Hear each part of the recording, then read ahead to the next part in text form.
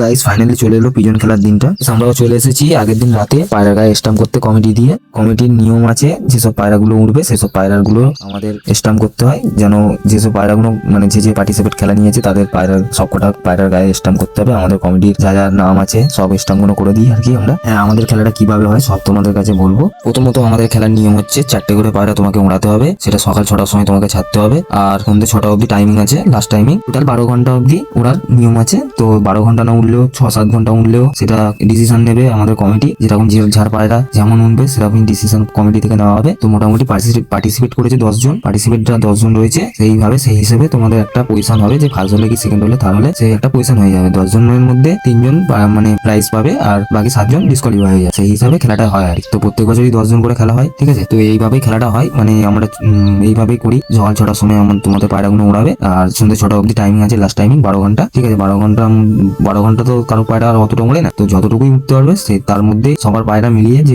কতক্ষণ কার পায়রা উঠলো সেই ডিসিশনে একটা খেলার নির্দিষ্ট টাইমিং হবে, যে এই টাইমে লেগেছে এরকম পজিশন পেয়েছে। সবার বাড়িতে একটা করে জাজ থাকবে কমিটির তরফ থেকে, যারা দেখাশোনা করবে যে কার পায়রা কতক্ষণ উড়েছে, কখন ছাড়া হচ্ছে বা কখন নামছে সেসব দেখার জন্য কমিটির থেকে একটা করে জাজ থাকবে। খেলার দিনকে চলে এসেছি সকালবেলা 6টার সময়। যে পায়রা ছাড়বে যেসব পার্টিসিপেন্টের বাড়ি, সবার বাড়ি 10 জনের বাড়ি 10টা জাজ চলে গেছে আপাতত। তার আগে দেখছে যে সবার পায়রা 6টার সময় ছেড়েছে কি। তো সবাই ছাড়ছে পায়রা, মোটামুটি দেখতে থাকো। সবার পায়রা ছেড়ে দিচ্ছে। তো মোটামুটি কখন কার পায়রা লাভে সেসব টাইমিং গুলো ওরা দেখবে। আপাতত যতক্ষণ পায়রা উঠবে ততক্ষণ জাজগুলো ওদের বাড়িতেই থাকবে, যতক্ষণ উঠছে ততক্ষণ ওদের বাড়িতেই থাকা। মোটামুটি সবার পায়রা ছেড়ে দিয়েছে। এবার দেখার পালা যে কত পায়রা কতক্ষণ ধরে উঠছে সেসব দেখার পালা। তো দেখতে থাকো কতক্ষণ কার পায়রা উড়েছে, সব রেজাল্টটা দেখিয়ে দেবো তোমাদেরকে। 6টা বাজতে যায়, তো এবার পায়রা নামছে, সবার পায়রা মোটামুটি নামছে। তো প্রথম যে থার হয়েছে তার পায়রা নেমেছে 5টা বেজে 19 মিনিট। এই যে দেখতে পাচ্ছ না আপনারা যে তার পায়রা নামছে। যার পায়রা তার নাম কাদুন মন্ডল, যিনি থার হয়েছে। চলে এসেছে সেকেন্ড হয়েছে তার বাড়িতে, তার পায়রা লেগেছে 5টা বেজে 49 মিনিটে। উনি ফার্স্ট হওয়ার কথা ছিল, কারণ একটা পায়রা তাড়াতাড়ি নেমে গেছে বলে, তাই সেকেন্ড হয়েছে। ফার্স্ট অন্যজন হয়েছে,